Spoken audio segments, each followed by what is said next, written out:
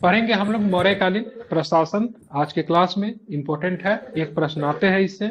सबसे पहला प्रश्न आपके सामने ये रहेगा, पाटलिपुत्र के प्रशासन का वर्णन मेगास्थनीज ने इंडिका में किया है। ठीक है, ध्यान रखेंगे। तो पाटलिपुत्र का प्रशासन का वर्णन मेगास्थनीज किस पुस्तक में, इंडिका में आपको देखने को मिलता है। मेगास्थनीज ने पाटलिपुत्र को कौन सा नाम दिया, क्या नाम दिया, पोलीब्रोथा। क्या नाम दिया, पोलीब्रोथा। ठीक है। भारत में सर्वप्रथम मौर्य शासनकाल में राष्ट्रीय राजनीतिक एकता स्थापित हुई। ठीक है, ध्यान रखें, मौर्य प्रशासन सत्ता में सुदृढ़ केंद्रीयकरण था, परंतु राजा निरंकुश नहीं होता था। मौर्य प्रशासन में राजा कैसे थे, निरंकुश नहीं था। ठीक है, ध्यान में रखना है। ठीक है, बात करें मौर्य काल में अपेक्षाकृत गणतंत्र का ह्रास हुआ और राजतंत्रात्मक व्यवस्था में क्या हुई, सुदृढ़ हो गई। अब हम बात करेंगे केंद्रीय प्रशासन। ठीक है, मतलब सेंटर पे चलाने के लिए। ठीक है, केंद्रीय प्रशासन को चलाने के लिए कौन कौन थे, तो और साथ में जो शीर्ष अधिकारी जो होते थे उनको क्या कहा गया है, बताइए उस समय के आईएएस अधिकारी। तीर्थ। क्या कहा गया, तीर्थ कहा गया। ठीक है, तीर्थों की संख्या कितनी होती थी, क्या बताएंगे। 18 थी। तीर्थ की संख्या कितनी थी, 18 थी। ठीक है, अधिकतर स्थानों पर यह महामात्य की संख्या थी। तीर्थ को महामात्य भी कहा गया है। ठीक है, सबसे महत्वपूर्ण तीर्थ या महामात्य मंत्री और पुरोहित थे। ठीक है, ध्यान रखिए। तब मौर्य प्रशासन की बात करेंगे तो केंद्रीय प्रशासन को चलाने के लिए तीर्थ होते थे, और अर्थशास्त्र के हिसाब से अगर बात करेंगे तो तीर्थों की संख्या कितनी थी, 18 थी। ठीक है, एग्जाम में इससे प्रश्न आता है। ठीक है, इससे प्रश्न आता है, ध्यान में रखिएगा।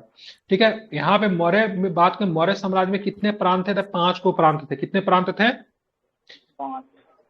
जस्ट लाइक उस समय का स्टेट समझ लीजिए। ठीक है, सबसे पहले प्राचार्य सबसे अंतिम में कलिंग को जोड़ा गया था, ये भी ध्यान रखिए। सबसे अंतिम में कौन जुड़ा था, कलिंग सबसे अंतिम में जुड़ा था। कौन जुड़ा था सबसे लास्ट में, तो कलिंग जो है सबसे लास्ट में जुड़ा था। कलिंग की राजधानी कहाँ पे थी, तो तोसली थी। कहाँ पे थी, तोसली थी। अब चलेंगे बिहार में, कौन था, बिहार में प्राचय था। इससे कई बार प्रश्न पूछा, प्राचार्य की राजधानी कहाँ थी, पाटलिपुत्र थी। जो कि मौर्य साम्राज्य की भी ओवरऑल राजधानी कहाँ थी, तो वो भी पाटलिपुत्र थी। जैसे कि प्रांत का राजधानी भी तो हो सकता है ना। जैसे मान लीजिए दिल्ली का राजधानी क्या है, दिल्ली ही है, लेकिन दिल्ली क्या है, खुद अपने राज्य की राजधानी भी तो है। उसी तरह से प्राच्य प्रांत की राजधानी की बात करेंगे, पाटलिपुत्र थी। अब मौर्य साम्राज्य की राजधानी भी कहाँ पे थी, पाटलिपुत्र। अब चलेंगे उत्तरापथ दक्षिणापथ। उत्तरापथ कहते थे तक्षशिला को कहते थे। किसको कहते थे, उत्तरापथ की राजधानी कहाँ पे थी, तक्षशिला की, जो कि पड़ता था पाकिस्तान में। ठीक है, मतलब उत्तरापथ मतलब उसके बाद मतलब मौर्य साम्राज्य की सीमा समाप्त हो जाती थी। दक्षिणापथ की बात करेंगे, सुवर्णगिरी कहाँ पे थी, कर्नाटक में थी।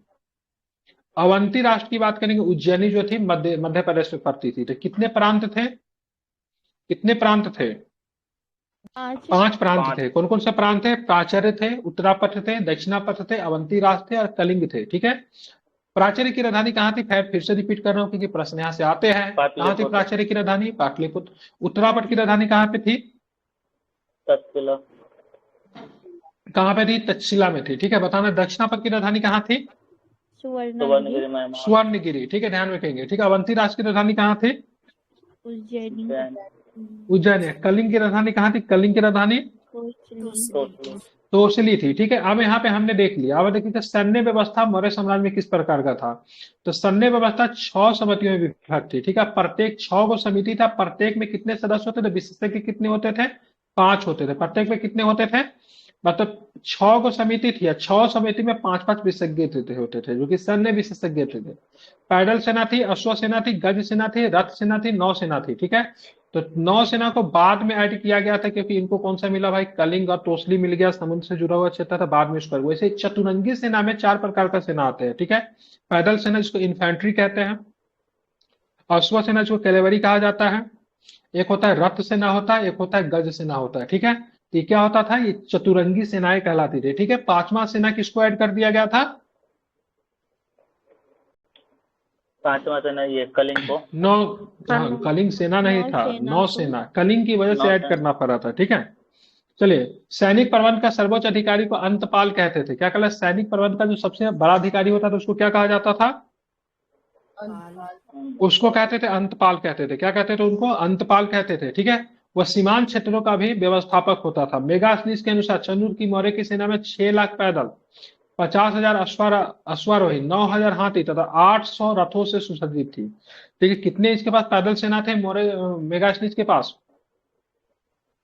मेगास्नीस के अनुसार अगर बात करेंगे तो मौर्य साम्राज्य में, ठीक है, चंद्रगुप्त मौर्य की सेना में 6 लाख पैदल, 50,000 अश्वारोही, 9,000 हाथी, 800 रथों से सुसज्जित इनकी सेनाएं थी। ठीक है, ध्यान में रखना है। ये जो है उस समय मौर्य साम्राज्य का मतलब क्या है, अशोक के शिलालेख का मैप है, कहाँ कहाँ से मिला है, ठीक है।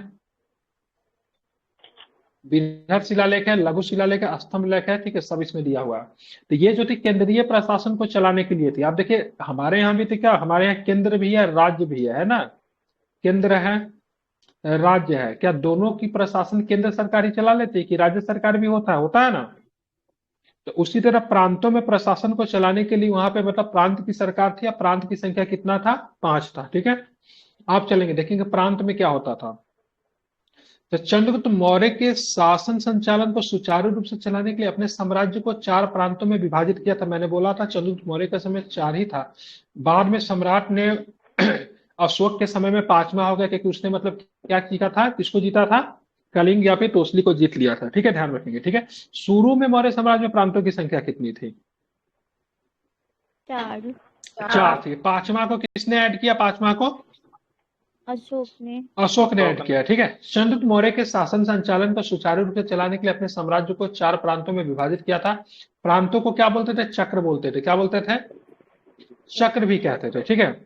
इन प्रांतों को शासन सम्राट के प्रतिनिधि द्वारा संचालित होते। सामंत के प्रतिनिधि, सम्राट के प्रतिनिधि, सामंत अगर सॉरी सम्राट अगर राष्ट्रपति है, तो उनका प्रतिनिधि क्या है, गवर्नर है। इसीलिए मतलब प्रांतों की संख्या, प्रांतों को जो संभालेंगे उसको क्या बोलेंगे, प्रांतपति बोलते थे। क्या बोलते थे, प्रांतपति। वो मतलब क्या होता था, सम्राट के मतलब क्या होता था, नजदीकी होता था। जैसे कि अशोक को एक बार नियुक्त किया गया था बिंदुसार के समय में, कहाँ का, अवंती का किया गया था कि नहीं किया गया। अशोक अवंती का राष्ट्र प्रांतपति रहा था कि नहीं। हाँ। तो उसी तरह था, मतलब जो प्रांत के जो मतलब संचालक जो होते थे वो मतलब क्या होते थे, सम्राट के मतलब क्या होते थे, नजदीकी होते थे। सम्राट अशोक के काल में प्रांतों की संख्या 5 हो गई थी। प्रांतों चक्रों को प्रशासन राजवंशीय कुमार नामक पदाधिकारी का होता था, ठीक है। जो कि कुमार, कुमार का मतलब क्या, राजकुमार, सन ऑफ किंग, ठीक है, ध्यान रखिएगा। तो उनके नामक पदाधिकारी के द्वारा होता था। कुमार मात्र की सहायता के लिए प्रत्येक प्रांत में महामात्र नामक अधिकारी होते थे। शीर्ष पर साम्राज्य के केंद्रीय प्रभाग, तत्पश्चात प्रांत आहार विषय में विभक्त था। ग्राम प्रशासन सबसे छोटी इकाई थी। तो कुमार मात्र की सहायता के लिए प्रत्येक प्रांत में अधिकारी होता था, जिसको बोलते थे महामात्र। क्या बोलते थे, महामात्र कहते थे, ठीक है। शीर्ष पर साम्राज्य का केंद्रीय प्रभाग होता था।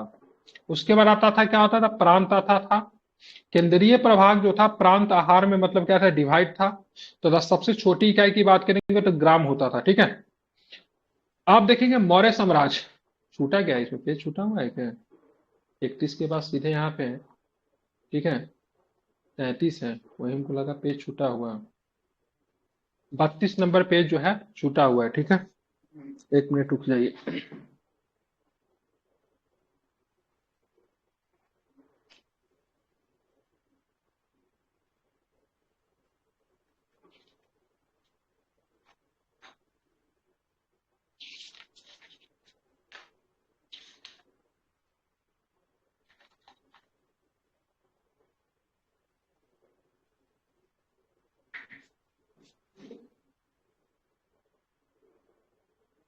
कितना, 32 नंबर छूटा हुआ है ना।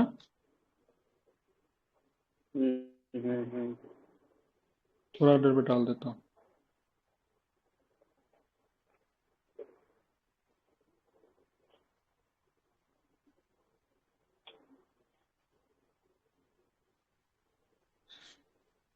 चलिए बताना है आपको, ठीक है। 4 को जो प्रांत का नाम बता दे, चारों प्रांत का नाम बताइए तो क्या क्या था, तो बन जा रहा है। उत्तरापद, तक्षशिला, अवंती, प्राच्य। उत्तरापद दक्षिणापद था ना, तक्षशिला तो राजधानी थी। अवंती राज्य।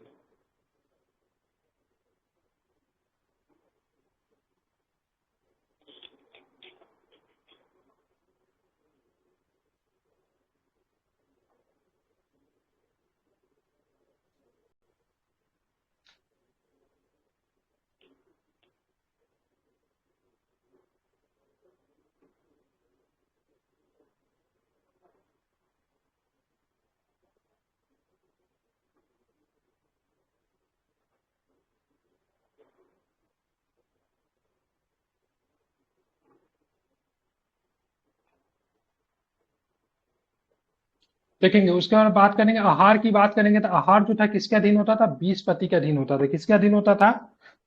आहार आहार किसके अधीन होता था? तो आहार की बात करेंगे 20 के अधीन होता था। जिले के जो प्रशासनिक अधिकारी को क्या बोला जाता था? जिले के जो प्रशासनिक अधिकारी होते थे, सीनियर अधिकारी होते थे, उनको क्या बोलते थे? स्थानिक बोलते थे। क्या बोलते थे उनको? तो उनको स्थानिक बोला जाता था। इसको आपको ध्यान में रखना है, ठीक है। गोप की बात करेंगे तो गोप कितने गांव की व्यवस्था करता था? 10 गांव। गोप की बात करेंगे तो गोप जो था 10 गांव की व्यवस्था करता था। मेगास्थनीज के अनुसार मौर्य शासन का नगरीय प्रशासन कितने समितियों में विभक्त है? कई बार एग्जाम में पूछा है, 6। ठीक है। कितने? बिल्कुल 6 समिति था। 6 समिति के देखभाल करने के लिए 5-5 लोग सब इसमें भी रखे गए थे, ठीक है। अब यहाँ पे देखेंगे मौर्यकालीन नगरीय प्रशासन की समिति के बारे में सबसे प्रथम समिति किसकी देखभाल करती थी? उद्योग शिल्पों का निरीक्षण करती थी। किसका करती थी? उद्योग एवं शिल्पों का, ठीक है। द्वितीय समिति की बात करेंगे, विदेशियों की देखरेख करती थी। तीसरा वाला जो था जनगणना करवाती थी। चौथा जो था व्यापार वाणिज्य की व्यवस्था करती थी। पांचवा की बात करेंगे विक्रय की व्यवस्था करती थी। छठा की बात करें बिक्री कर लगाती थी। तो कितने समिति थे नगरीय प्रशासन के लिए? मतलब नगर को चलाने के लिए 6 प्रकार की समिति थी। पहला समिति कौन सा काम करती थी? उद्योग निरीक्षण। उद्योग शिल्पों का निरीक्षण करती थी, ठीक है। मतलब उद्योग शिल्प का निरीक्षण करती थी। दूसरा समिति विदेशियों जो की विदेशी आते थे उनका देखरेख करती थी। क्या करती थी? दूसरा समिति विदेशी का क्या करती थी? तो देखरेख करने के लिए दूसरा समिति था, ठीक है। अब बात करेंगे तीसरा समिति कौन सा था? तीसरा समिति जनगणना। जनगणना। चौथा समिति कौन सी काम करती थी? व्यापार व्यापार वाणिज्य, ठीक है। पांचवा समिति विक्रय की व्यवस्था। विक्रय की व्यवस्था। छठा समिति सेल टैक्स लगाते थे, ठीक है। नगर में अनुशासन बनाने के लिए तथा अपराधों पर नियंत्रण रखने हेतु व्यवस्था की गई थी। उस अधिकारी को क्या बोलते थे? जो नगर में प्रशासन को बना के रखता था, अपराधों पर नियंत्रण रखता था, उसको क्या बोलते थे? जो अपराधों पर नियंत्रण करेगा उसको क्या बोलेंगे? रक्षा करेगा ना, तो इसको क्या बोलते हैं? रक्षित बोलते थे। क्या बोलते थे उसको? रक्षित कहते थे, ठीक है। यूनानी स्रोतों से ज्ञात होता है कि नगर प्रशासन में 3 प्रकार के अधिकारी होते थे। सबसे पहले जो था एग्रोनोमाई होता, जो कि डिस्ट्रिक्ट मजिस्ट्रेट होते थे। क्या होते थे? जिलाधिकारी होते थे। तो एग्रोनोमाई जो होते थे किसको संभालने वाला प्रशासन थे? नगर प्रशासन को संभालते थे एग्रोनोमाई, जो कि जिलाधिकारी। उस पर एंटीनोमाई एंटीनोमाई की बात करेंगे, नगर आयुक्त होते थे। नगर आयुक्त का क्या होता है? नगर का संचालन करना, ठीक है। और तीसरे नंबर के जो सैन्य अधिकारी होते थे, ठीक है। तो अगर बात करेंगे यूनानी स्रोतों के अनुसार तो नगर प्रशासन 3 प्रकार के अधिकारी होते थे। अभी भी ये तीनों अधिकारी होता है। इस सैन्य अधिकारी की बात करें, एसपी साहब ले लीजिए। आयुक्त का काम क्या होता है? नगर का प्रशासन वगैरह देख रेख करना, नगर निगम वगैरह इन सब सारे कार्यों को देखता है। और डिस्ट्रिक्ट मजिस्ट्रेट तो अभी भी होते थे। तीनों के तीनों अभी भी है, उस समय भी थे। कौन कौन थे? जिलाधिकारी, नगर आयुक्त और सैन्य अधिकारी, ठीक है। जिलाधिकारी को क्या बोलते थे? एग्रोनोमाई। क्या बोलते थे? एग्रोनोमाई, ठीक है। एंटीनोमाई जो थे नगर आयुक्त थे, ठीक है। अब हम चलेंगे आगे, ठीक है। मौर्य कालीन में मंत्री परिषद किस प्रकार का था? ठीक है। तो मंत्री परिषद हम लोग देखेंगे तो सबसे पहले जो था ना मंत्री जो होते थे प्रधानमंत्री होते थे। पुरोहित का काम क्या था? पुरोहित के काम धर्म एवं दान विभाग का प्रधान जो होता था कौन होता? पुरोहित होता था। सेनापति किस विभाग का प्रधान होता था? सेनापति सैन्य विभाग का। सैन्य विभाग। युवराज को राजपुत्र कहते थे। द्वारिक का क्या काम होता था? राजकीय द्वार का रक्षा करना, द्वारिक। अंतर्वेशिक की बात करें, अंतपुर का अध्यक्ष होता था अंतर्वेशिक। समाहर्ता क्या होता था? समाहर्ता कलेक्टर, ठीक है। बिल्कुल। राजस्व का संग्रह करता, राजस्व का संग्रह करना जो होता है उसको समाहर्ता कहते थे, अभी भी होता है। सन्निदाता क्या था? राजकीय कोष का अध्यक्ष को क्या बोलते थे? एग्जाम में पूछा हुआ सन्निदाता। क्या बोलते थे? सन्निदाता, ठीक है। प्रशासता क्या होता था? कारागार का अध्यक्ष होता था, जेलर होता था। प्रशासता क्या होता था? जेलर होता था। प्रदेष्टि कैसे थे? प्रदेष्टि की बात करें कमिश्नर होते थे, सीनियर अधिकारी थे कमिश्नर। पौर का मतलब क्या होता था? पौर यही से बना है, अभी शब्द बना महापौर, बोलते हैं ना महापौर, यही से लिया गया। नगर का कोतवाल जो होता था उसको क्या बोलते थे? पौर। व्यवहार क्या होता? नहीं बोलते व्यवहार न्यायालय, बोलते हैं ना अभी व्यवहार न्यायालय शब्द प्रयोग होता है कि नहीं? तो किसके पास है? न्यायाधीश का जो था, व्यापारिक जो था प्रमुख न्यायाधीश था। नगर रक्षा का अध्यक्ष को क्या बोलते थे? नायक बोलते थे। क्या बोलते थे? नायक। कर्मांतिक में क्या काम धंधा होगा तो उद्योग एवं कारखानों का अध्यक्ष जो था कर्मांतिक होता था। दंडपाल सेना का सामान एकत्रित करने वाला जो था सबसे बड़ा अधिकारी था। दुर्गपाल क्या था दुर्ग का रक्षक। और अंतपाल जो होगा सीमावर्ती दुर्गों का रक्षक करेगा। तो ये सबके सब क्या थे, तो मौर्य कालीन में मंत्री परिषद थे, ठीक है। इनके नीचे बहुत सारे अधिकारी आते थे जो कि प्रशासन को संभालते थे। फिर एक बार रिपीट कर रहा हूं, ठीक है। बताइए मौर्य काल में नगर रक्षा का अध्यक्ष कौन होता था? नगर रक्षा का अध्यक्ष रक्षित नगर नायक नायक को बोलते थे, ठीक है। दुर्ग का रक्षक कौन होता था? दुर्ग का रक्षक दुर्गपाल दुर्गपाल दुर्गपाल। आय का संग्रहकर्ता कौन था? आय का संग्रहकर्ता जो आय को संग्रह करता था समाहर्ता समाहर्ता, ठीक है। राजपुत्र समाहर्ता। को बिल्कुल हाँ समाहर्ता, ठीक है। कारागार का अध्यक्ष कौन था? जेलर साहब प्रशस्ता प्रशासता, ठीक है। अंतपाल जो था किस प्रकार का रक्षक था? कौन से दुर्ग का रक्षक अंतपाल था? सीमावर्ती दुर्ग बिल्कुल। प्रमुख न्यायाधीश को क्या बोलते थे? प्रमुख न्यायाधीश को व्यवहारिक व्यवहारिक, ठीक है। नगर का व्यवहारिक। कोतवाल कौन था? नगर का कोतवाल और और जो था और कौन था? नगर का कोतवाल था, ठीक है। सैन्य विभाग का प्रधान क्या कहलाता था? सेनापति सेनापति सेनापति। लेकिन जो सैन्य का जो सामान का उसके जरूरत को पूरा करने वाला अधिकारी कौन था? ये दंडपाल हाँ बिल्कुल, दंडपाल। कौन था? हाँ, दंडपाल। तो जो दंडपाल। सेना का सामान एकत्रित करते थे उसको दंडपाल कहते थे, ठीक है। ये समझ गए ये? तो ये सारे के सारे क्या थे? ये मंत्री परिषद थे। अब मंत्री परिषद कहाँ बैठेंगे? सचिवालय में बैठेंगे। सब सारा मंत्री का अपना एक सचिव, ये अकेले थोड़ी ना काम करेगा। इसको चाहिए विभाग। क्या चाहिए इसको? विभाग चाहिए, ठीक है। तो सारा मंत्री जो था अपने अपने विभाग को संभालेंगे। तो अब आते हैं विभाग में आते हैं। तो इससे भी प्रश्न होता अक्षपटलाध्यक्ष, ठीक है। लेखा विभाग का प्रधान होता था। सीता अध्यक्ष, सीता भूमि टैक्स होता था ना, तो कौन होता? सीता अध्यक्ष कौन है? कृषि विभाग कर्ज देता था कर्ज नहीं, ठीक है। ध्यान में रखेंगे कौन था? कृषि विभाग का प्रधान राज्य भूमि होता। से जो आंकड़ा प्राप्त अध्यक्ष, होता था ना। आंकड़ा अध्यक्ष एग्जाम में पूछा हुआ है। खनिज आंकड़ा विभाग का अध्यक्ष, प्रधान लक्षणाध्यक्ष, दोनों पूछा है, ठीक है। आंकड़ा अध्यक्ष कौन सा विभाग को संभालते थे? खनिज विभाग लक्षणाध्यक्ष आई थिंक इस बार दरोगा के एग्जाम में पूछा है, ठीक है। टकसाल विभाग का अध्यक्ष कौन होता था? लक्षणाध्यक्ष लक्षणाध्यक्ष। एक होता है लवणाध्यक्ष। लवन समझते हैं? लवन का मतलब क्या? नमक नमक, ठीक है। अब आते हैं विविता। विविताध्यक्ष। विविताध्यक्ष किसको संभालता था? चरगा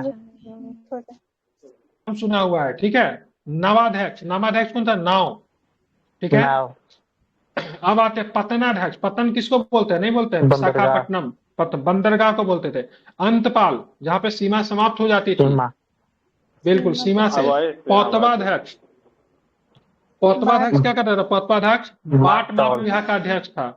सूत्राध्यक्ष, सूत्र नहीं बोलते, सूत्र क्या बोलते हैं उसको? धागा नहीं होता, कटाई बुनाई बोलते ना सूत्र। सूनाध्यक्ष। सूनाध्यक्ष जो था बूचर खाने का अध्यक्ष जो होता था सूनाध्यक्ष होता। गणिका। गणिका जो है बेस्या को बोला जाता था। तो बेस्या विभागों का अध्यक्ष जो होता था उसको गणिका कहते थे, ठीक है।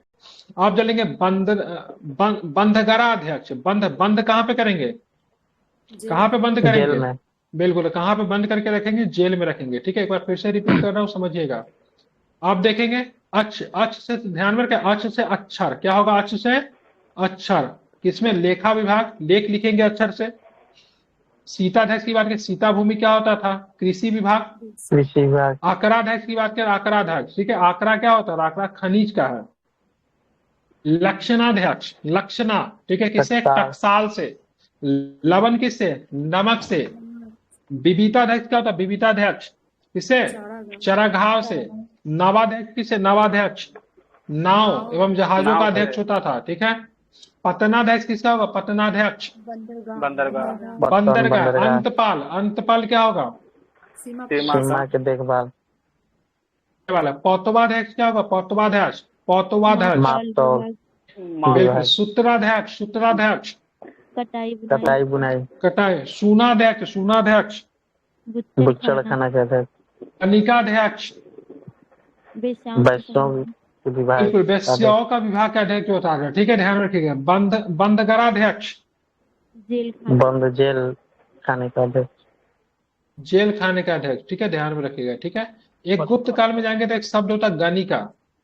गणिका जो था ठीक है, वेश्या को बोलते हैं, उसमें एक शब्द होता है कुटनी, कौन सी होती है? कुटनी। ये वृद्ध वेश्या को कुटनी कहा जाता था, ठीक है। वृद्ध वेश्या को। हम्म, समझ गए? एग्रोनोमाई अभी जिला अधिकारी बताएं, और लुसेंट में वो मार्ग निर्माण अधिकारी दिखाता है। दोनों एक ही है या अलग अलग है?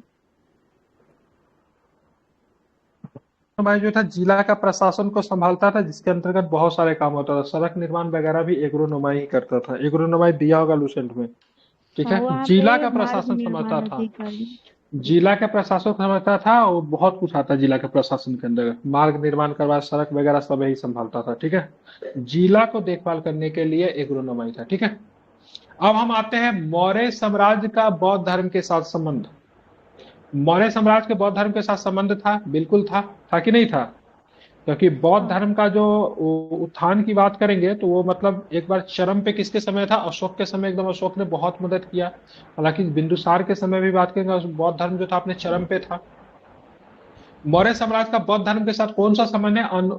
अन्योन्यास श्रेय संबंध रहा है, ठीक है। सम्राट अशोक ने कलिंग युद्ध के बाद अहिंसा, शांति और अनुगामी बौद्ध का प्रभावित होकर कौन सा? बुद्धम शरणम गच्छामि, धम्म शरणम गच्छामि, संघम शरणम गच्छामि एवं जियो और जीनोद जैसे लोक कल्याणकारी आदर्शों का राजधर्म में सम्मानित किया है, ठीक। कौन कौन शरण गच्छामि है बुद्ध में? बुद्धम शरण गच्छामि मतलब बुद्ध के शरण में आ जाइए। धम्म शरण गच्छामि मतलब धर्म के शरण में आ जाइए। संघ शरणम गच्छामि मतलब संघ में आ जाइए, ठीक है। और साथ में कौन सा नीति का अपना है? जियो और जीने दो, ठीक है। लेकिन अभी क्या होता है? खाओ और खाने दो, ठीक है। लेकिन मोदी जी कहते हैं ना खाएंगे ना खाने देंगे, मेरा ठीक क्या है। है, मैं तो फकीर है। ठीक है, तो ध्यान रखिएगा। तो यहाँ पे बुद्ध धर्म का मौर्य साम्राज्य के साथ अन्योन्य सराय संबंध रहा है, ठीक है।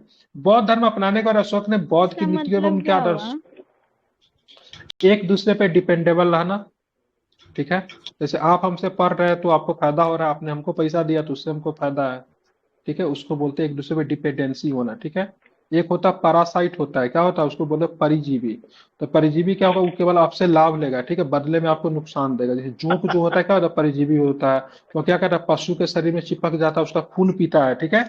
बदले में पशु को कुछ देता तो नहीं, लेकिन उसके शरीर में रहता है। एक होता है कौवा जो होता है, ठीक है। कौवा क्या होगा? भैंस के शरीर पे बैठेगा, भैंस की बॉडी में जितना कीड़ा रहेगा उसको खा जाएगा, उससे उसका पेट भर जाता है। अब भैंस को क्या मिलेगा? उससे आराम मिलता है। तो ऐसे संबंध को अनुसराय संबंध बोलते हैं, जहां से एक दूसरे के डिपेंडेंसी हो, नुकसान किसी को नहीं है, दोनों का मतलब क्या हो रहा है? फायदा हो रहा है, ठीक है। तो ऐसे सहजीवी। संबंध को बोलते हैं, हाँ, सहजीवी कह सकते हैं। कौतवा अध्यक्ष क्या बोले थे आप?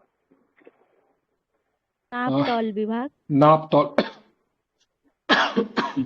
चलिए आप देखेंगे, बौद्ध धर्म के अपनाने के बाद अशोक ने बौद्ध नीतियों में उनका आदर्शों का प्रचार प्रसार के लिए भारत के बाहर कई जगहों अपने धम्म महापात्रों का नियुक्त किया था। धम्म महापात्र की नियुक्ति भेजा था।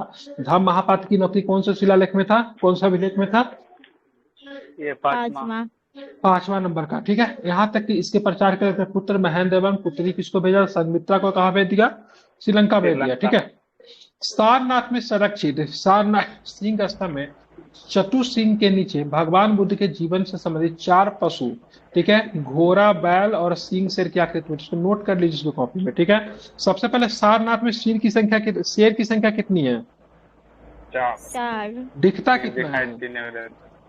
दिखाई 3 को देगा, ठीक है। और वहां पे मतलब बात करेंगे भगवान बुद्ध से संबंधित 4, वहां पे मतलब जीवन के 4 मतलब प्रतीक उसको देखने को मिला। सबसे पहले क्या है? हाथी है, जो कि बुद्ध भगवान का जन्म का प्रतीक हाथी है, क्योंकि उसने माँ ने देखा था, मतलब कि गर्भ में, मतलब एक हाथी का मतलब क्या हो रहा है? प्रवेश हो रहा है। घोड़ा जो है उनके गृह त्याग का है। बैल और सिंह का भी ध्यान में रखेगा, ये भी है, ठीक है। कौन कौन है? घोड़ा है, हाथी है, बैल है, सिंह है। एग्जाम में आपको किससे कंफ्यूज करेगा? हिरन के साथ कंफ्यूज करेगा, ठीक है। किसके साथ कंफ्यूज करेगा एग्जाम में? तो हिरन के साथ कंफ्यूज करेगा। तो ध्यान में रखें, हिरन नहीं है। किसके साथ कंफ्यूज करेगा? हिरन के साथ कंफ्यूज करेगा, ठीक है। और हिरन नहीं है। कौन कौन है? हाथी, घोड़ा, बैल और बैल शेर। से, ठीक है। बिल्कुल, हाथी, घोड़ा, बैल और शेर, ठीक है। इसे सम्राट अशोक ने बुद्ध बुद्ध द्वारा धर्म चक्र परिवर्तन यानी प्रथम उपदेश देने की ऐतिहासिक घटना की स्मृति में बनवाया था। ये सारनाथ में मिलेगा। सारनाथ अशोक के किस राज्य में पड़ेगा आपको सारनाथ? ये मध्य प्रदेश। उत्तर प्रदेश।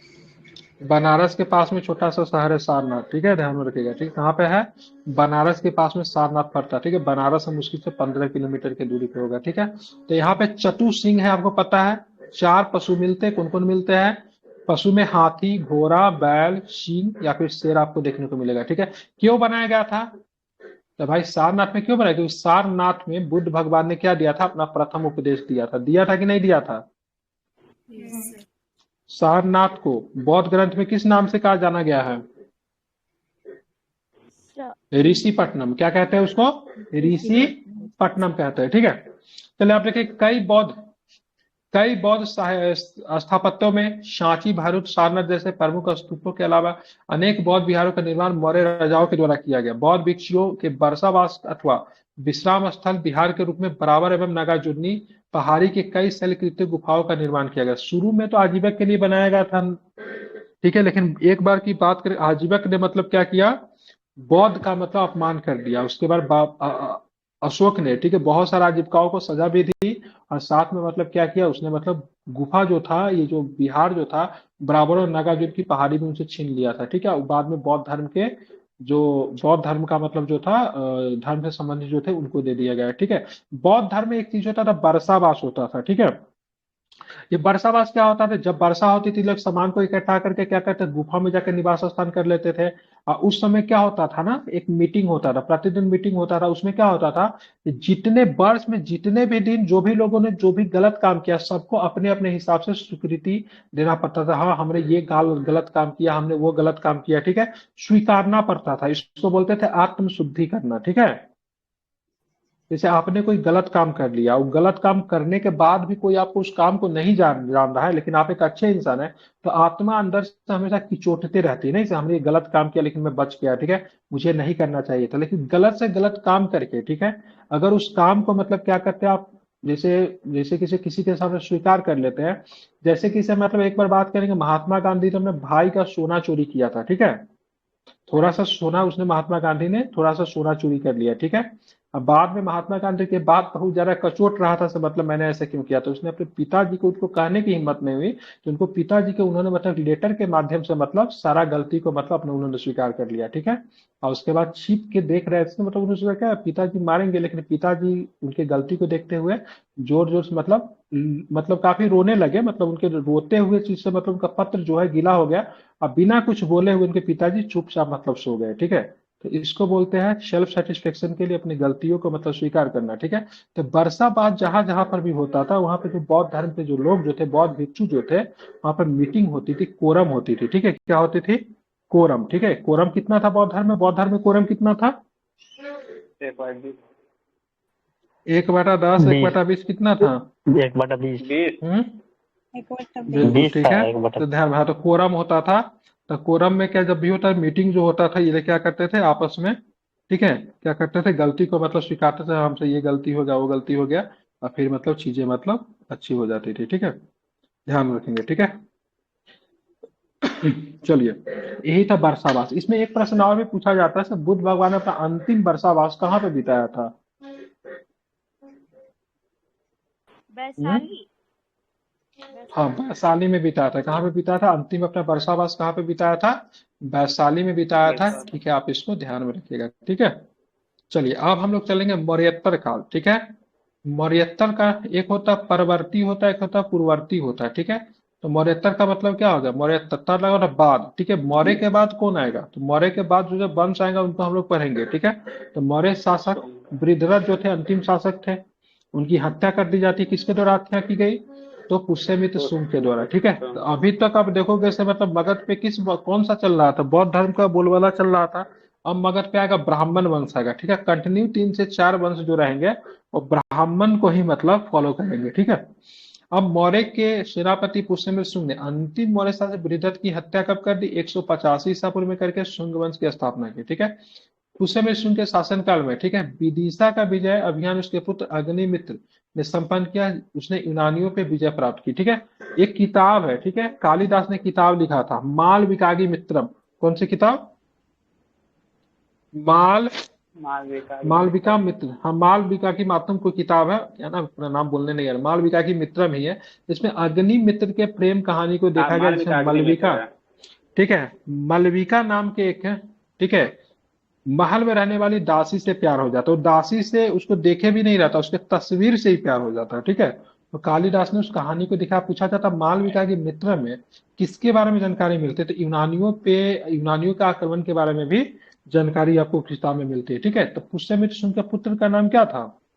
अग्निमित्र। क्या नाम था? अग्निमित्र, ठीक है, जिसने विदिशा विजय का अभियान उसके पुत्र अग्निमित्र के द्वारा संपन्न हुआ था। शुंग काल में भी राजधानी कहाँ पे रही थी? शुंग काल में राजधानी कहाँ पे रही थी? मगध की राजधानी शुंग काल में पाटलिपुत्र। बिल्कुल पाटलिपुत्र रही थी, लेकिन बाद में राजधानी कहाँ पे हो गई थी? विदिशा में हो गई थी। बाद में राजधानी कहाँ पे हो गई थी? तो विदिशा में हो गई थी। तो मौर्य काल की राजधानी बात करेंगे, मगध की राजधानी की बात करेंगे तो आपका पाटलिपुत्र रहा, राजगीर रहा, वैशाली रहा, विदिशा रहा, ठीक है, सब रहा, ठीक है। पुष्यमित्र, ये कई बार पूछा जाता है, पुष्यमित्र सिंह एक ब्राह्मण होने के नाते 2 अश्वमेध यज्ञ करवाए थे, एग्जाम में रखिएगा, पूछा गया था, ठीक है। पुष्यमित्र सिंह ने कितने अश्वमेध यज्ञ करवाए? 2 करवाए, ठीक है। और दोनों यज्ञ करवाने में पुरोहित कौन थे पुरोहित उनके? ठीक है, पतंजलि जो थे उनके पुरोहित है, ठीक है। शुंग काल में पाटलिपुत्र पर यवन आक्रमणकारी डेमेट्रियस का आक्रमण होता है, ठीक है। किसका आक्रमण होता है? तो यवन आक्रमणकारी डेमेट्रियस का आक्रमण होता है। पुष्यमित्र ने सेनानी की उपाधि धारण की थी। किसकी उपाधि धारण की थी? सेनानी की उपाधि। कौन सी? सेनानी की उपाधि।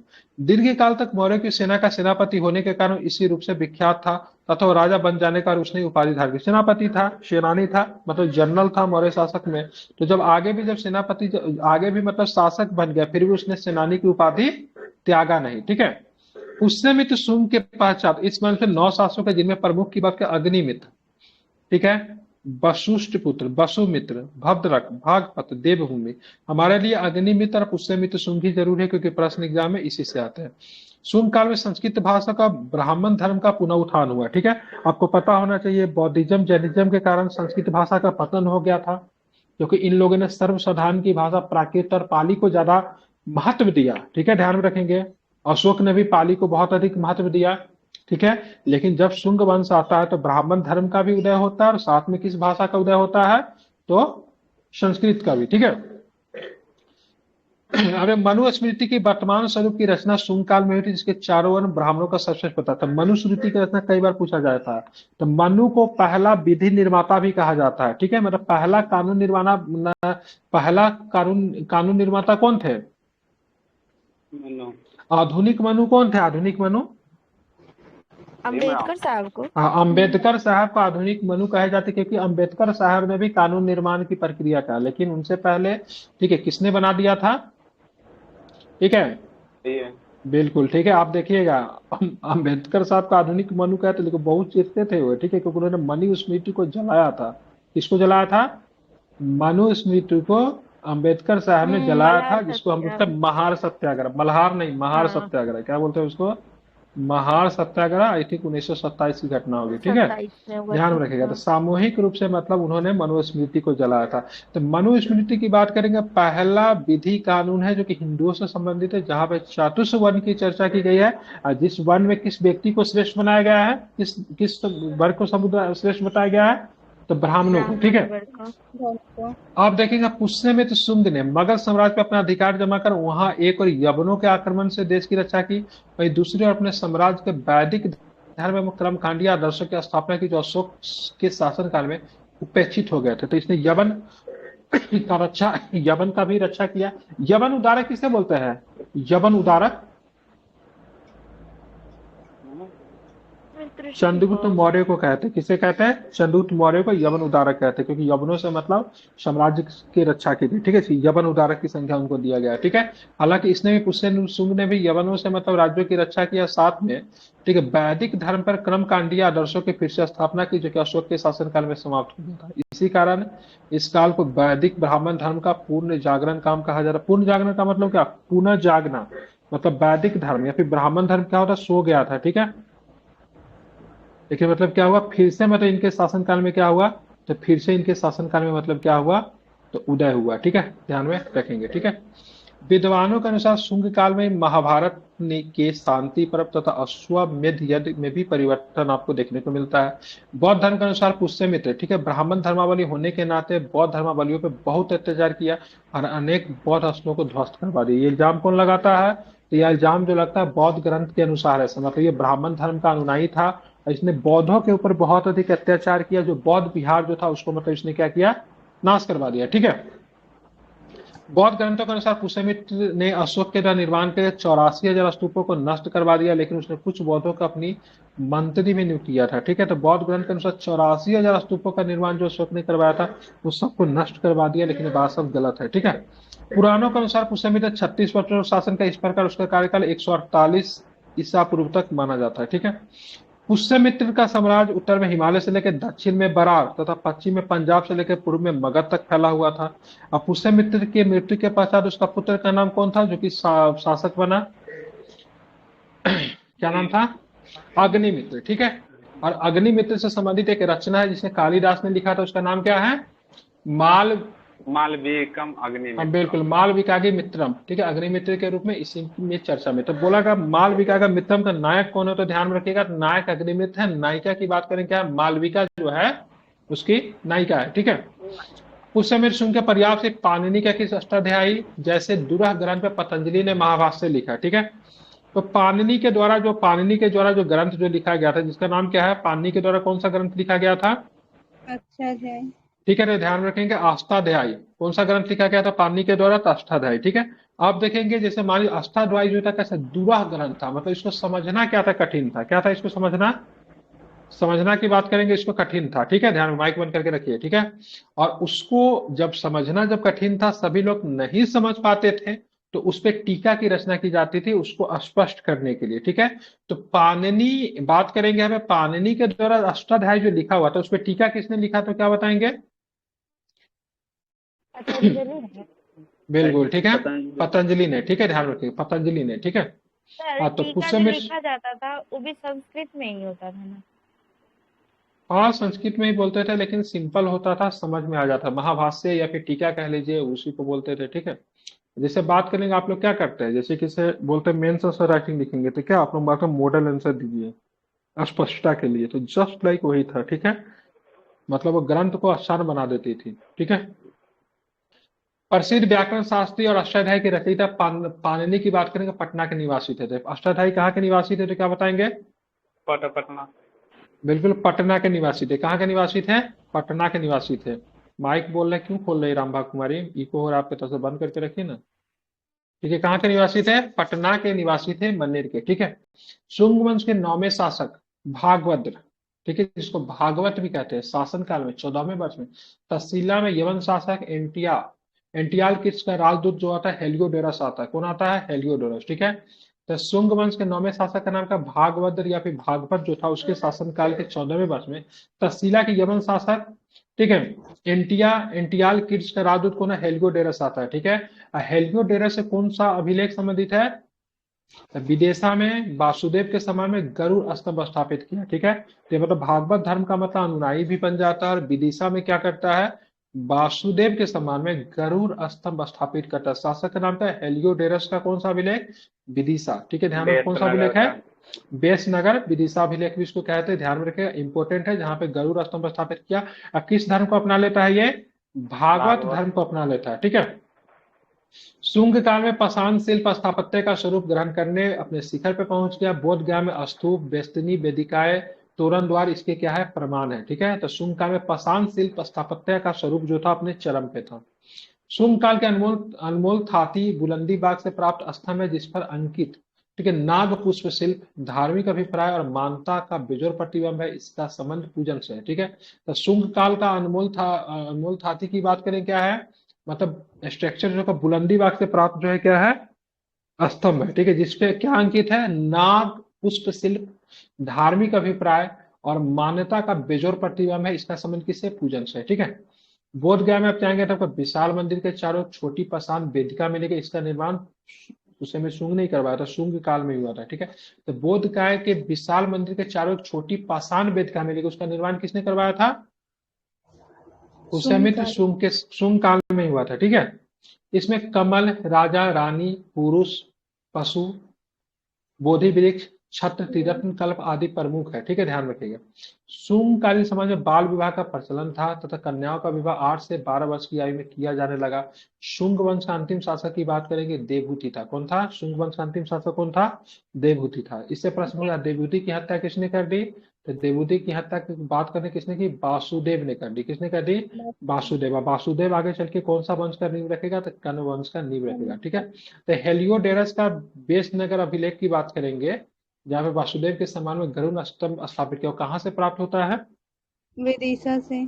विदिशा से। ठीक है, ध्यान रखिए। अष्टाध्यायी के ग्रंथ पे महाभाष्य किसने लिखा?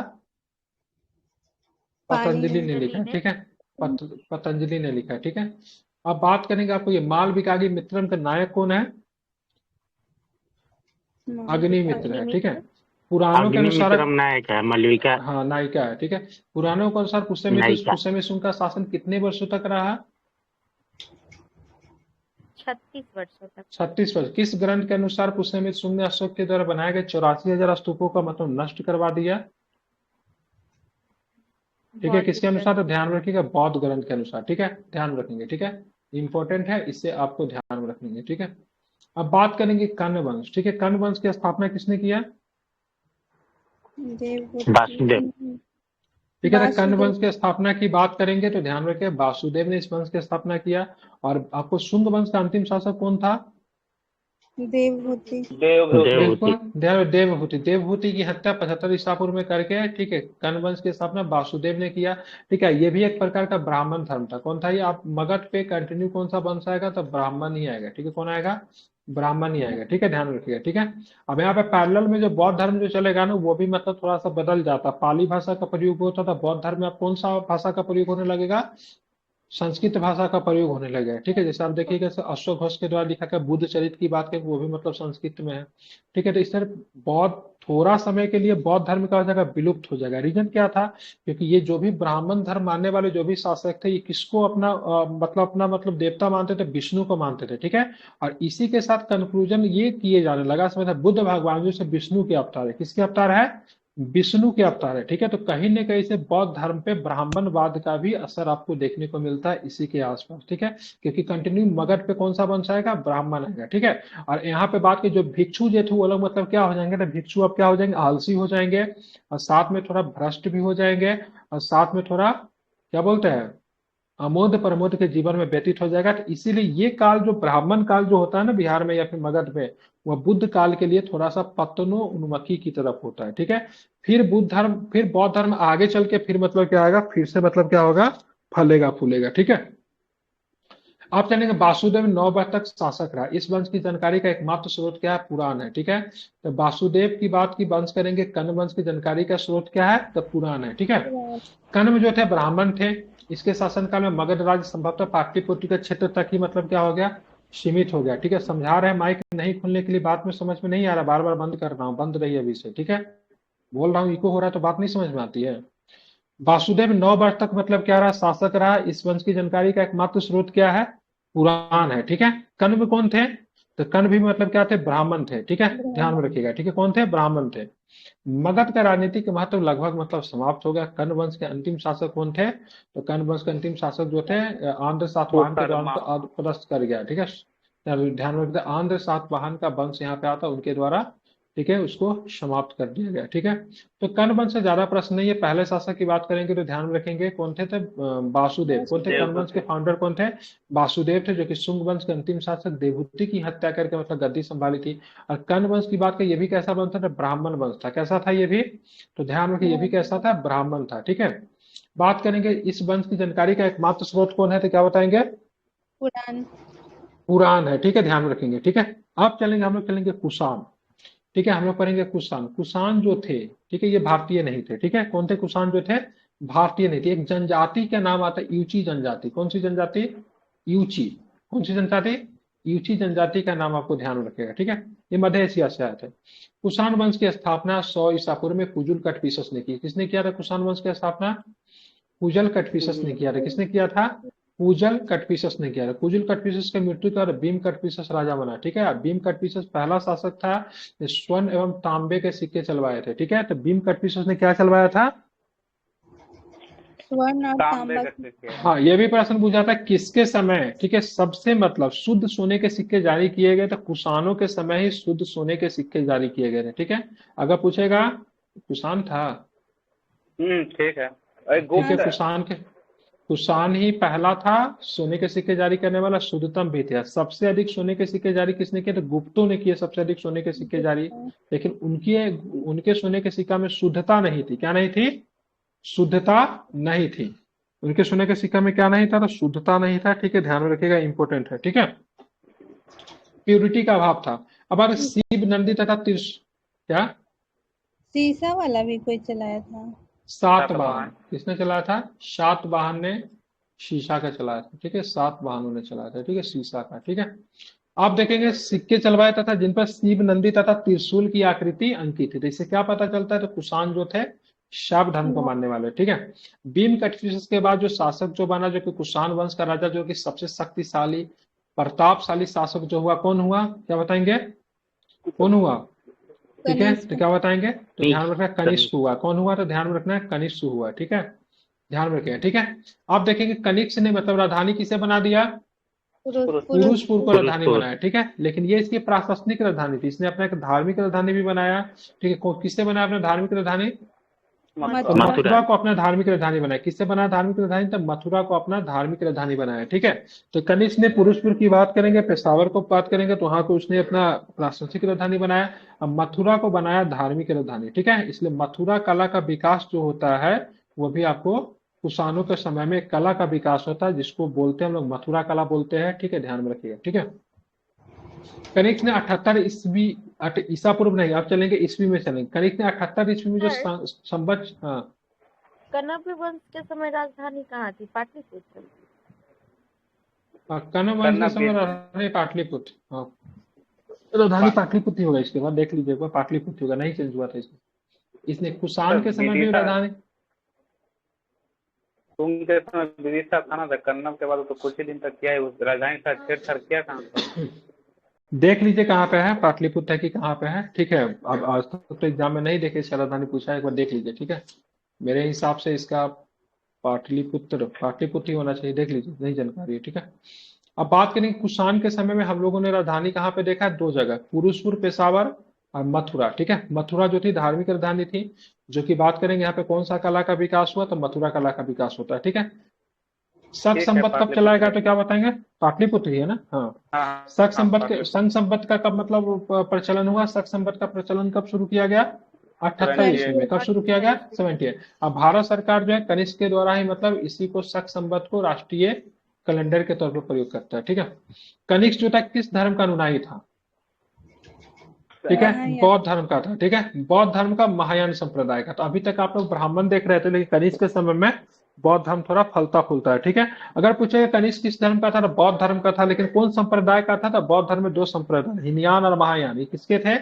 महायान के थे, ठीक है। गंधार शैली और मथुरा शैली का विकास कनिष्क के शासनकाल में होता है, ठीक है। ध्यान रखिए, जबकि मथुरा शैली पे पूछेगा असर किसका था, तो गंधार शैली मथुरा शैली दोनों की बात करेंगे, दोनों मिलकर मतलब असर। मथुरा शैली पे थोड़ा विदेशी प्रभाव भी आपको, कला का प्रभाव आपको देखने को मिल रहा है, ठीक है। तो दो शैली के विकास हुआ, कौन सा? गंधार शैली और मथुरा शैली का विकास किसके शासनकाल में हुआ? कनिष्क के शासनकाल में हुआ, ठीक है। अब यहाँ पे देखिए कनिष्क जो था ना बौद्ध विहार, ठीक है, बौद्ध विहार पे एक बार हमला कर देता, पाटलिपुत्र पे आक्रमण कर देता है, ठीक है। ध्यान रखेंगे। और वहां पे जो यहाँ पे दिया ही होगा, धर्म श्री धर्म पिटक निदान सूत्र के चीनी अनुवाद से ज्ञात होता है कनिष्क ने पाटलिपुत्र पे आक्रमण करके वहां के शासक को हराकर हरजाने के रूप में मगध के प्रसिद्ध विद्वान अश्वघोष तथा बुद्ध का भिक्षा पात्र प्राप्त किया। साथ में एक मुर्गा प्राप्त किया था, इसका नाम था चमत्कारी मुर्गा। क्या लिया था? चमत्कारी एक मुर्गा था, उसको भी उठा के लिया था, ठीक है। तो चमत्कारी मुर्गा को उठा कर लाया था, साथ में बुद्ध का भिक्षा पात्र भी ले आया था, और साथ में क्या लाया था? प्रसिद्ध विद्वान को उठा के ले आया था, इसका नाम था अश्वघोष, ठीक है। क्या नाम था? तो अश्वघोष का जन्मभूमि बिहार है, ठीक है। तीन चीज को लाया था। किसे लाया था? परसे। जब आक्रमण किया, कनिष्क ने जब पाटलिपुत्र में जो आक्रमण किया, जो कि चीनी अनुवाद से प्राप्त होता है, जिसका नाम है धर्म पीटक के निदान सूत्र के चीनी अनुवाद से प्राप्त होता है। जब पाटलिपुत्र में आक्रमण किया, वहां के शासक को जब हरा दिया, तो हरजाने के रूप में वहां से क्या क्या चीज प्राप्त हुआ था, क्या बताएंगे? चमत्कारी मुर्गा और चमत्कारी मुर्गा। बिल्कुल, चमत्कारी मुर्गा, बुद्ध का भिक्षा पात्र, जिसमें बुद्ध भगवान भिक्षा मांगा करते थे, और साथ में मतलब क्या, तो एक विद्वान को लेकर आ गया जिसका नाम क्या था? अश्वघोष। ठीक है, अश्वघोष ने कुछ किताब लिख डाली। अश्वघोष ने लिखे बुद्ध चरित, अश्वघोष ने लिखे सूत्रालंकार, और लिखे सौंदर्यानंद। एग्जाम में बहुत बार पूछता है कि सौंदर्यानंद किसने लिखा, तो ध्यान रखिएगा। सौंदर्यानंद किसने लिखा, तो ध्यान रखिए अश्वघोष। ठीक है, सूत्रालंकार किसने लिखा, तो अश्वघोष। सौंदर्यानंद किसने लिखा, और बुद्ध चरित किसने लिखा? अश्वघोष। बुद्ध चरित की बात करेंगे, बौद्धों का रामायण कहते हैं। क्या कहते हैं? बुद्ध चरित को बौद्ध का रामायण कहते हैं। इसको संस्कृत भाषा में लिखा गया था। किस भाषा में लिखा गया था? संस्कृत लैंग्वेज में लिखा गया था। ठीक है, कनिष्क के दरबार में पार्श, वासुमित्र, अश्वघोष जैसे बौद्ध दार्शनिक, नागार्जुन जैसे और चरक जैसे चिकित्सक रहते थे। नागार्जुन की बात करेंगे, जो किसी के सापेक्षता के सिद्धांत, क्या बोलते हैं उनको? ठीक है, उसके जनक थे, ध्यान में रखिएगा। हाँ, चरक की बात करेंगे तो ये मतलब महान चिकित्सक थे। तो चरक की बात करेंगे, नागार्जुन हो गया, अश्वघोष हो गया, वासुमित्र हो गया, सबके सब पार्श्व होंगे। सबके सब किसके दरबार में रहते थे? तो कनिष्क के दरबार में रहते थे। ठीक है, चरक की बात करेंगे, कुषाण वंश के कनिष्क के दरबार जाने वाले चिकित्सक थे। इनके द्वारा चिकित्सक शास्त्र ग्रंथ लिखा गया, जिनका नाम क्या है? चरक संहिता। तो चरक संहिता का रचयिता किसने किया? किसने रचा चरक संहिता को? चरक। ठीक है, तो ध्यान रखें, चरक नहीं। ठीक है, कनिष्क कुल का अंतिम, ठीक है, कनिष्क कुल का अंतिम मतलब किसी कुषाणों का अंतिम शासक कौन था? तो वासुदेव था। ठीक है, क्या नाम था इसका? वासुदेव था। ठीक है, कल के क्लास में हम लोग पढ़ेंगे गुप्त काल में बिहार। ठीक है, ये भी बहुत महत्वपूर्ण चैप्टर है, गुप्त काल में बिहार। क्या?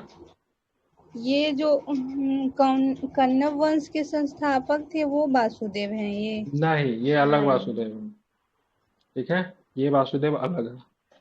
ठीक है, ध्यान रखिएगा। ठीक है, तो चले कुषाणों के समय, ठीक है, कुषाणों के समय राजधानी, दो राजधानी के नाम बताया था। दोनों राजधानी का नाम बताइए, क्या क्या होगा?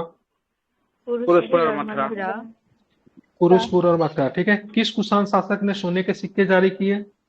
भीमकुटफिसर। बिल्कुल, किसे? भीमकिटफिसिस ने जारी किए। ठीक है, कुषाण के फाउंडर बताइए, कुषाण वंश के संस्थापक कौन थे? कुटिलकुटफिसर। चले, शक संवत कब चलाया और किसने चलाया? 78 बिल्कुल, ठीक है, किसने चलाया? तो ध्यान रखें, कनिष्क ने चलाया। कब चलाया? तो ध्यान रखें 78 ईसा पूर्व में, जिसको भारत सरकार क्या करती है, तो उसका मतलब प्रयोग भी करती है। ठीक है, बिल्कुल। ठीक है, कनिष्क की बात करें, बौद्ध धर्म के किस संप्रदाय का अनुयायी था? महायान। बिल्कुल, तब महायान संप्रदाय का था। किस संप्रदाय का था? तो महायान संप्रदाय का। ठीक है, चलिए, सौंदर्यानंद के लेखक कौन है? अश्वघोष। बिल्कुल, अश्वघोष की बात करेंगे, सौंदर्यानंद के लेखक कौन है? बुद्ध चरित के लेखक कौन है? बुद्ध चरित के अश्वघोष। बिल्कुल, अश्वघोष। सूत्रांकर के लेखक कौन है? सूत्रालंकार के लेखक अश्वघोष। ठीक है, चलिए बात करेंगे। ठीक है, अश्वघोष किसके दरबार में रहते थे? कनिष्क। चलिए बात करेंगे, चरक जो थे कुषाण वंश से कनिष्क के दरबार में रहने वाले, जाने माने किस पेशा से थे? चिकित्सक थे। ठीक है, ध्यान रखिए। ठीक है, पतंजलि के अष्टाध्यायी पे टीका किसने लिखा? पतंजलि ने टीका लिखा, अष्टाध्यायी तो किसके पाणिनि। किसके सॉरी, पतंजलि ने टीका लिखा था किसके अष्टाध्यायी पे? तो पाणिनि के। ठीक है, पाणिनि। शुंगकालीन समाज में बाल विवाह का प्रचलन था कि नहीं था? हाँ। कितने वर्ष की आयु में विवाह हो जाती थी बच्चों की? 8 से 12 वर्ष की अवस्था में विवाह हो जाती है। ठीक है, कल के क्लास में हम क्या पढ़ेंगे? तो कल के क्लास में हम लोग गुप्त काल में बिहार। ठीक है, समझिए कि आपका बिहार के साथ साथ नेशनल हिस्ट्री भी, खास करके प्राचीन भारत के ठीक हो रहा है, क्योंकि बिहार का जो इतिहास जो है प्राचीन भारत में आपको पढ़ना ही है। ठीक है, ध्यान रखें, ये किताब बहुत अच्छी टू द पॉइंट से लिखी हुई है। अगर डिटेल्स में हम लोग का जो, तो हम लोग तो उसमें से ऑलरेडी पढ़ ही रहे। क्या नाम है उसका? इम्तियाज अहमद। जो भी छोटा मोटा रहता है